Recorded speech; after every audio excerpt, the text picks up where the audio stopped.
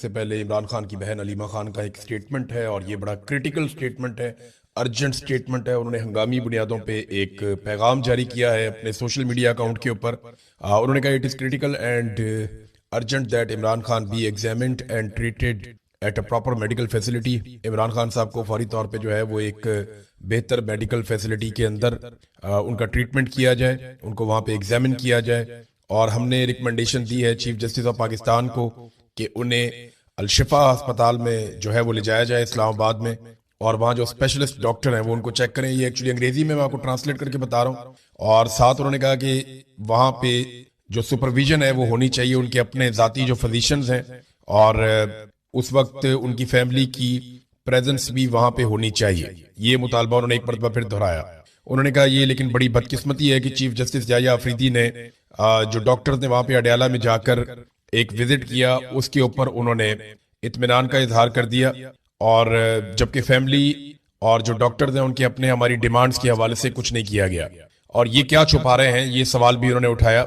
और ये बहुत एक्स्ट्रा ऑर्डिनरी ये एफर्ट्स की जा रही हैं हुकूमत की जानिब से, एस्टेब्लिशमेंट की जानिब से, कि इमरान खान साहब को रोका जाए कि उनका प्रॉपर एग्जामिन हो और उनके टेस्ट हो और ये पता चले कि उनके साथ क्या हुआ है।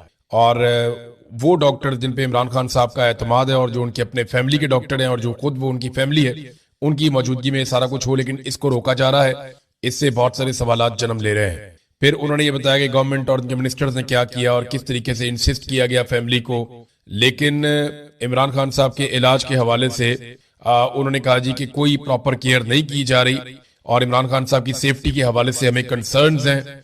और काफी डिटेल के अंदर उन्होंने ये लिखा। फिर जो पिम्स के डॉक्टर्स गए, जो अलशिफा के डॉक्टर्स गए, उसके बारे में लिखा। फिर ये भी बताया कि वुज़रा जो है वो गुमराह कन प्रोपेगेंडा कर रहे हैं कि फैमिली ने इमरान खान साहब के इलाज को रुकवाया या ताखीर की। ऐसा कुछ नहीं है, बल्कि हमारे साथ धोखा किया गया और एक रिपोर्ट और जमा करवा दी गई। लेकिन मंगल वाले दिन 17 फरवरी को इमरान खान ने एक मैसेज दिया जिसमें बुशरा बीबी और उनकी जो बेटी है वो मिलकर बाहर आई और उन्होंने आकर बताया कि इमरान खान साहब मुतमईन नहीं है जो डॉक्टरों ने अस्पताल में विजिट किया उससे। और इमरान खान साहब ने फिर से डिमांड भी की है कि डॉक्टर आसिम और डॉक्टर फैसल को उनकी मौजूदगी में मेरा इलाज करवाया जाए, उनसे मेरा चेकअप करवाया जाए। उन्होंने कहा हम रिजेक्ट करते हैं any medical report drawn up as a result of examination conducted in the absence of Imran Khan personal physicians and family members. हम ऐसी हर मेडिकल रिपोर्ट को मुकम्मल तौर पे मुस्तरद करते हैं जो इमरान खान साहब की फैमिली और जाती मुआलिजीन की मौजूदगी के बगैर बनाई गई है। और साथ उन्होंने आखिर में एक मरतबा फिर कैपिटल वर्ड्स के अंदर लिखा, और urgency is of the utmost importance, कि ये बहुत ही अहम और इम्पोर्टेंट मामला है और इसको फौरी तौर पे टैकल किया जाना चाहिए। अब ये उन्होंने किसको कहा? देखें, फील्ड मार्शल तो इनकी बात सुन नहीं रहे, ना कोई और दुनिया में इनकी बात सुन रहा है। एक्चुअली अलीमा खानम ने ये पैगाम पूरी दुनिया की इंसानी हकूक की तंजीमों के लिए, दुनिया भर के मीडिया इदारों के लिए और दुनिया भर के उन लोगों के लिए जो इमरान खान साहब को सपोर्ट करते हैं उनके लिए जारी किया है, और पूरी दुनिया को बताया है कि सिचुएशन क्या है। और पूरी सिचुएशन को चंद पैराग्राफ के अंदर लिखकर उन्होंने रिपोर्ट कर दिया है। इमरान खान साहब को अब अस्पताल के अंदर ले जाया जाएगा और उनको लाना पड़ेगा, क्योंकि जेल के अंदर जो ये इंजेक्शन लगने का अमल है ये बहुत मुश्किल है। ऐसा मुमकिन नहीं है कि जेल के अंदर ये बड़े आराम से हो जाए। ये इमरान खान साहब को अस्पताल ही लाना पड़ेगा, और ये किस अस्पताल में लेकर जाएंगे इसके बारे में हम कुछ कह नहीं सकते। फैमिली जो है वो अलशिफा इंटरनेशनल हॉस्पिटल इस्लामाबाद के बारे में बजिद है, वो कहते हैं वहीं पे लेकर आए, क्योंकि वहां पे सबसे ज्यादा फैसिलिटीज है। यानी अडयाला जेल के करीब जिस अस्पताल में सबसे ज्यादा सहूलतें हैं, जो सबसे शानदार हॉस्पिटल है इस किस्म के मामलात में, वो अलशिफा इंटरनेशनल हॉस्पिटल है। लेकिन हुकूमत और एस्टेब्लिशमेंट कुछ और करना चाहती है, और वो नहीं चाहेंगे कि इमरान खान साहब मंजर-ए-आम पे आए या उनका कोई स्टेटमेंट सामने आए। तो ये एक अजीबोगरीब सिचुएशन है। दूसरी तरफ पाकिस्तान तहरीक इंसाफ ने जो ऐलान किया कि इमरान खान रिहाई अमन फोर्स वो बनाएंगे, उसके हवाले से बिल्कुल खामोशी हो गई है। पाकिस्तान तहरीक इंसाफ के अंदर से ही मुखालफत पैदा हुई, और ये जो एक उम्मीद पैदा हो रही थी कि तहरीक इंसाफ एक नौजवानों की बड़ी फोर्स बनाएगी जो इमरान खान साहब की आजादी के लिए कोई रोला शोला डालेंगे, लेकिन या कोई हिकमत अमली बनाएंगे। अभी फिलहाल उसके ऊपर खामोशी है। देखना यह है कि डिस्कशन के बाद ये काम किया जा सकता है या नहीं किया जा सकता, क्योंकि इमरान खान साहब को रिहा करवाने के लिए फैसला तो सड़कों पे होगा, इमरान खान साहब कहते हैं, या फिर इमरान खान साहब को और उनकी फैमिली को डील करनी पड़ेगी, जिसके लिए इमरान खान साहब तैयार नहीं है। और जो शराइत इमरान खान साहब रखते हैं वो बड़ी सख्त है। अब देखें, ये एस्टेब्लिशमेंट ने सोचना है, इमरान खान की शराइत जितनी भी सख्त हो, पाकिस्तान को उनसे नुकसान नहीं पहुंचेगा। वो मांगते क्या है? वो कहते हैं आप फ्री एंड फेयर इलेक्शन आप करवा दें और आप हर मामले की इंक्वायरी करवाएं, या आप जुडिशियल कमीशन बना दें, चाहे 9 मई है चाहे 26 नवंबर है, जो वाकयात भी हुए उनकी आप तहकीकात प्रॉपर तरीके से करवा दें, इंसाफ और कानून के मुताबिक। अदालतों पे दबाव डालना छोड़ दें, बेगुनाह लोगों की कैद खत्म कर दें।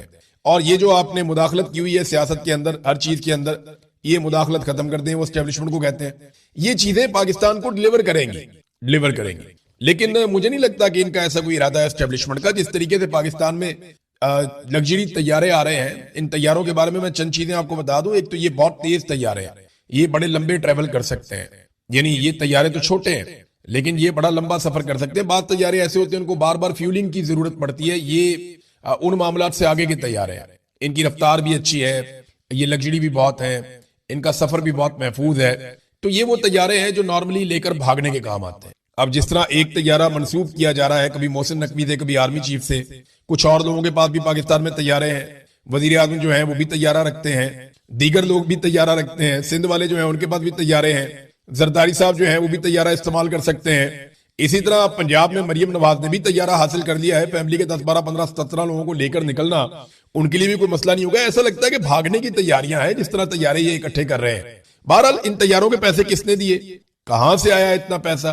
क्योंकि पाकिस्तानी तो गरीब है, पाकिस्तानियों के पास तो पैसा नहीं है, यहाँ रोटी खाने का पैसा नहीं है, आधे पाकिस्तानी गुर्बत की लकीर से नीचे है। तो इन पाकिस्तानियों के पास तो इतने पैसे नहीं है कि ये तैयारे लेकर आए। तो इन्होंने पैसे कहां से दिए? इन तैयारों के कर्जे ले लेकर दिए। हालात ये हैं कि पंजाब, जहां पे मरियम नवाज की हुकूमत है, यहां पे इस वक्त कर्जे पहुंच चुके हैं 1700 अरब रुपए से जायद। ये उस्मान बुज़दार के दौर में 900 अरब के आसपास थे, कहीं पे इससे ज्यादा थे, 900 अरब से ज्यादा थे। ये बैरूनी कर्जों की मैं बात कर रहा हूं। और अब जो है वो बैरूनी कर्जे पहुंच चुके हैं लगभग 1700 अरब तक, यानी 1705 अरब तक पहुंच गए। 1705 अरब तक ये पहुंच गए। इसमें एशियाई तरक्याती बैंक के 20% हैं, चाइना से भी कोई 18-20% है, और 58% कर्जा जो है वो वर्ल्ड बैंक से लिया गया है। तो मरियम नवाज ने टका के कर्जे लिए हैं और पंजाब को कर्जों में डबो दिया उन्होंने। 2036 तक पाकिस्तानी ये कर्जे ही उतारते रहेंगे। कोई भी हुकूमत आएगी अगले 10 साल उन्होंने कर्जे ही उतारने हैं, और अपने लिए जहाज भी ले लिया।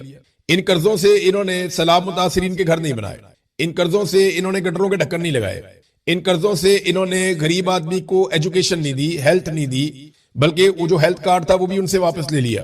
इन कर्जों से इन्होंने किसान को कुछ नहीं दिया, इन कर्जों से इन्होंने मजदूर को कुछ नहीं दिया, इन कर्जों से इन्होंने बिजली के ऊपर जितनी सब्सिडी थी वो वापस ले ली, बजाय इसके कि 200-300 यूनिट बिजली मुफ्त करते।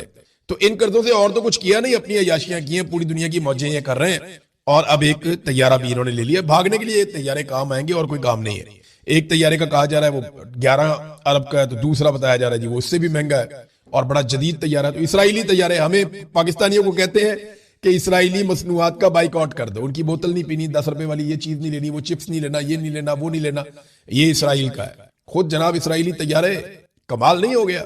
खुद इसराइल के साथ बैठ के मीटिंगे, जबरदस्त नहीं हो गया? उनके साथ खड़े होके फोटो, और बाकायदा ऐलान किया जाता है कि हमें कोई एतराज नहीं है कि नेतन्याहू या इसराइली इसके अंदर शामिल हो मीटिंग में। नेतन्याहू का एक स्टेटमेंट भी है, ये स्टेटमेंट आप देखें। नेतन्याहू ने कुछ पोस्ट किए हैं प्राइम मिनिस्टर ऑफ इजराइल के अकाउंट से, और लुब्बे-लुबाब उनका ये है कि ये नेतन्याहू का साफ साफ ऐलान है कि एक ऐसा इत्तेहाद बन रहा है जिसमें अफ्रीका भी मुमालिक भी होंगे, एशिया के मुमालिक होंगे जिनका कुछ का वो नाम नहीं ले सकते। तो लाजमी बात है पाकिस्तान भी है उनमें, इंडिया का उन्होंने कहा जी इंडिया भी होगा, अरब ममालिक का उन्होंने कहा जी अरब ममालिक भी होंगे। फिर जनाब मुश्तरका कोई मफादात हैं जो होंगे, और बहुत सारे उन्होंने प्लान बताए नेतन्याहू ने। फिर नेतन्याहू ने कहा जी हम अभी नाम नहीं बता रहे, वक्त आने पे बताएंगे। फिर लेकिन एक ख्वाहिश का उन्होंने इजहार किया और बताया कि ये क्या करेंगे, ये शिया और सुन्नी मुसलमानों को जो है उनके खिलाफ लड़ेगा ये इत्तेहाद। ये भी उन्होंने कहा जो रेडिकल लोग हैं शिया और सुन्नी उनके खिलाफ ये लड़ेंगे। ये नेतन्याहू ने स्टेटमेंट दिया बाकायदा, और ये कहते हैं जी हमें कोई एतराज नहीं है। ये एक ऐसे बोर्ड ऑफ पीस के अंदर बैठे हुए हैं जिसे ताहिर अशरफी गजा बोर्ड कहते हैं, जिसमें गजा का कोई बंदा ही नहीं है, जिसमें फलस्तीन ही नहीं है। हाँ, उसमें इसराइल है, तो इसराइल जिस बोर्ड के अंदर शामिल है उसमें जाकर ये बैठ गए। और फलस्तीन के बारे में वो बोर्ड बना था, लेकिन फलस्तीन उसके अंदर नहीं है, और इसके बारे में इन्होंने आवाज भी नहीं उठाई।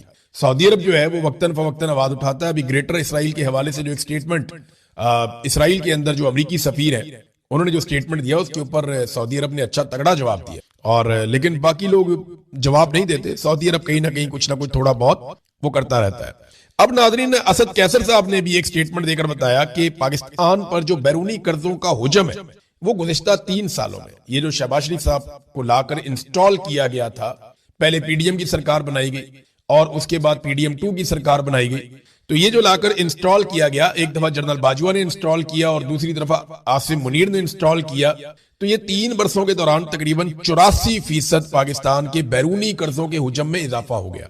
जो हमने दुनिया से बाहर से कर्जा लिया हुआ ना, उसमें 84% इजाफा हो गया, यानी लगभग डबल हो गए कर्जे हमारे 3 साल में। जितना कर्जा हमने 75 साल में लिया उतना हमने 3 साल में ले लिया, लगभग उतना ही ले लिया। और बैरूनी कर्जों का जो मजमूई हुजम है वो 138 अरब डॉलर तक पहुंच गया।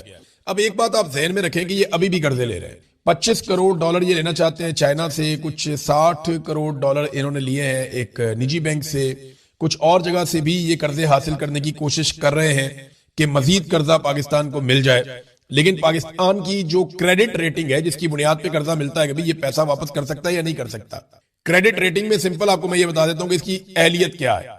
आप जब किसी को कर्जा देते हैं तो आप ये सोच कर देते हैं कि इसकी काबिलियत है वापस करने की या नहीं, ये वो क्रेडिट रेटिंग है। तो पाकिस्तान की मनफी में है, बी नेगेटिव, तो हमें कौन कर्जा देगा? तो अब हम गारंटर ढूंढते हैं कि जनाब आप हमारी गारंटी। आप जाते हैं ना मोटरसाइकिल किस्तों पे लेने के लिए, बाद औकात लोग ये पाकिस्तान के अंदर मोटरसाइकिल या गाड़ी को किस्तों पे आपने ले ली, तो वो कहते हैं जी आपका गारंटर कौन है? तो वो कोई ना कोई गारंटर बीच में डालता है कि जनाब अगर आप नहीं दे पाएंगे तो फिर हम इनसे बात करेंगे, फिर ये आपसे निकलवा कर देंगे। तो अब पाकिस्तान जो है वो गारंटर ढूंढता है, कभी एशियन डेवलपमेंट बैंक को, कभी एक और बैंक है एशियन इंफ्रास्ट्रक्चर डेवलपमेंट बैंक कोई और है, उसको साथ इन्होंने मिलाया।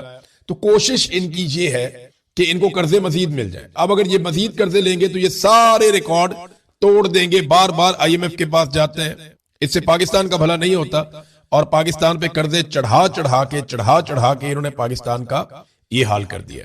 नादरीन, एक खबर मैं आपको और देता हूं, ये एक बयाने हल्फी है, ये जरा आप देखिए, ये मैंने यहां पे रखा हुआ है। ये मुझे बयाने हल्फी एक मेरे हाथ आया। अली अमीन गंडापुर को आपको याद होगा गिरफ्तार किया गया था 9 मई से पहले, जब अली अमीन गंडापुर के बाल काट दिए गए थे। उस वक्त हमने बड़ी आवाज उठाई थी अली अमीन गंडापुर के लिए। उससे कुछ अरसा पहले एक एक्टिविटी हुई थी जो पाकिस्तान की इंटेलिजेंस एजेंसीज ने की थी। हुआ यह था कि अली अमीन गंडापुर को आजाद कश्मीर के हवाले से बनाया गया था, मिनिस्टर इमरान खान साहब ने उन्हें बनाया हुआ था। वहां पे जो इलेक्शन हुए थे 2021 में, उसमें अली अमीन गंडापुर ने बहुत बड़े बड़े खांचे मार दिए थे और वो रिपोर्टें पाकिस्तान की इंटेलिजेंस एजेंसियों तक पहुंच गई थी।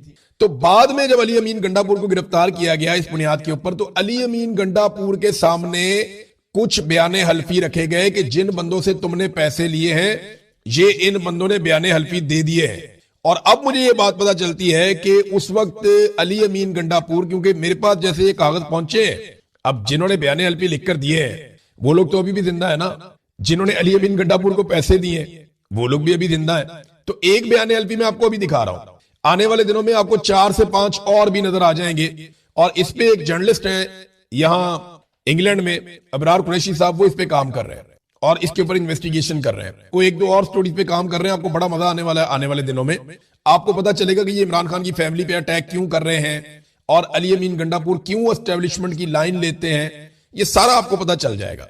तो अगर आप डॉट कनेक्ट करेंगे तो आपके सामने सारी चीजें आ जाएंगी। अप्रैल 2021 में ये बता रहे हैं कि मैं इलेक्शन लड़ना चाहता था तो मैंने अली अमीन गंडापुर को 2 करोड़ रुपया दिया जो उसने मेरे से मांगा था। कहते जी उसके बाद दोबारा मैं इलेक्शन लड़ना चाहता था तो गंडापुर ने 4 करोड़ रुपया मांगा, क्योंकि मेरा जो मुखालिफ है वो 3 करोड़ रुपया दे रहा था। तो उसके बाद वो कहते जी मैंने बात की पार्टी से, अली अमीन गंडापुर ने मुझे बहुत थ्रेट किया, मैंने ये मामला पार्टी के सामने भी रखा, मैंने ये मामला जो है वो आजाद कश्मीर का, क्योंकि इलेक्शन था तो वहां का जो इंटेलिजेंस का एक ऑपरेटर था ISI वाला बंदा, उसको भी मैंने बताया। बल्कि यहां पे इसने एक नाम लिया है एक कर्नल का, जो पार्टी पाकिस्तान तहरीक इंसाफ के अंदर एक रिटायर कर्नल था, उसका भी नाम लिया था, कर्नल अमानुल्लाह खान। कहता जी उसको भी मैंने जाती तौर पे बताया और उसने कहा जी हम इसके ऊपर एक्शन लेंगे, हम इसको देखेंगे। लेकिन फिर गंडापुर ने मुझे फोन करके धमकाया और उसके बाद जनाब मेरा पैसा खाया गया। अच्छा, इस तरह का कोई एक नहीं है, ये कोई 4-5 एफिडेविट है जो एजेंसियों के पास थे। तो अली अमीन गंडापुर को एजेंसियों ने ऐसे काबू कर लिया। तो आहिस्ता आहिस्ता आपको समझ आएगी कि इन लोगों की मजबूरियां क्या है। मरवत साहब जो है इनके ऊपर भी काम हो रहा है, क्योंकि अब देखे ना इन्होंने अटैक किया तो सोशल मीडिया के लोग हों या मीडिया के लोग हों या जर्नलिस्ट हों, वो इस टो में लग गए हैं कि यार ये लोग ऐसे कर क्यों रहे हैं, इनकी मजबूरी क्या है, ये जो MGM ग्रुप एक बन गया है इनकी मजबूरी क्या है, ये क्यों इमरान खान साहब की फैमिली के ऊपर चढ़ दौड़े हैं और इमरान खान के कॉज को क्यों नुकसान पहुंचा रहे हैं और लगातार पाकिस्तान तहरीके इंसाफ पर ही क्यों हमला आवर है। तो इसको अब जब डिग आउट करना शुरू किया तो पहले नंबर पे तो ये आ गया नादरीन एक बयान हल्फी, जिसमें बंदा बता रहा है कि अली अमीन गंडापुर को 2 करोड़ मैंने दे दिया था, 4 करोड़ ये और मांग रहा था, उसके बाद इसने मुझे धमकियां भी लगाई हैं और फिर इसने ये आप पारा के पास से इस्लामाबाद में इसका कोई घर होगा वहां प्रॉपर्टी, वहां पे इसने ये लेके ये एफिडेविट और ये इसने जमा करवा दिया था, अभी और भी आएंगे। तो इस तरह एजेंसियां ब्लैकमेल करती हैं इस तरीके से। एजेंसियों को इस बात से कोई सरोकार नहीं है कि गंडापुर ने करप्शन की है या शहबाज शरीफ ने करप्शन की है या नवाज शरीफ ने करप्शन की है। वो कहते करो करप्शन, जो दिल करदा करो, लेकिन हमारी बात माननी पड़ेगी, जो हम चाहेंगे वो जरूर होगा। आप जैसे ही उनके किसी रास्ते में रुकावट डालते हैं तो वो आपकी चीजें लाके आपके सामने रख देते हैं। देखे ना उस्मान बुज़दार की करप्शन की कितनी स्टोरियां थी, जैसे ही उस्मान बुज़दार ने कहा सर जैसे आप कहे, कोई करप्शन का मामला है ही नहीं। जरदारी साहब की करप्शन की कितनी स्टोरियां थी, सारी दुनिया को पता है, क्रिस्टल क्लियर केसेस थे, जैसे ही उन्होंने कहा सर जैसे आप कहें, उनके केसेस खत्म। नवाज शरीफ आज तक अपना मनी ट्रेल नहीं दे सका, जैसे ही नवाज शरीफ ने कहा सर जूते किधर है, मुझे बताएं मैं पॉलिश करता हूं, खत्म, कहानी खत्म। मरियम नवाज की स्टोरी आपके सामने, जाली ट्रस्ट डीड है, बहुत सारी और चीजें हैं, वजीर आला पंजाब। तो एजेंसियों को इस बात से कोई सरोकार नहीं है, गंडापुर अगर सर्व करते रहेंगे तो उन्हें कोई सरोकार नहीं है कि ये कोई 2 करोड़ 4 करोड़ 10 करोड़ को 20 करोड़ किसी से लिया हो तो क्या फर्क पड़ता है। लोगों ने बड़ी बड़ी अमाउंटें भी दी हुई हैं, अभी मरवत साहब के ऊपर भी काम हो रहा है, मुझे बड़ी मजेदार इंफॉर्मेशन उनके बारे में मिली है, लेकिन मेरे सोर्स ने कहा अभी आपने नहीं बताना, हमें जरा थोड़ा सा काम और करने दें, फिर हम आपको बताएंगे कि ये एक्चुअली हुआ क्या है। राणा सनाउल्लाह का स्टेटमेंट देखें आप, ये बड़ा इंटरेस्टिंग है।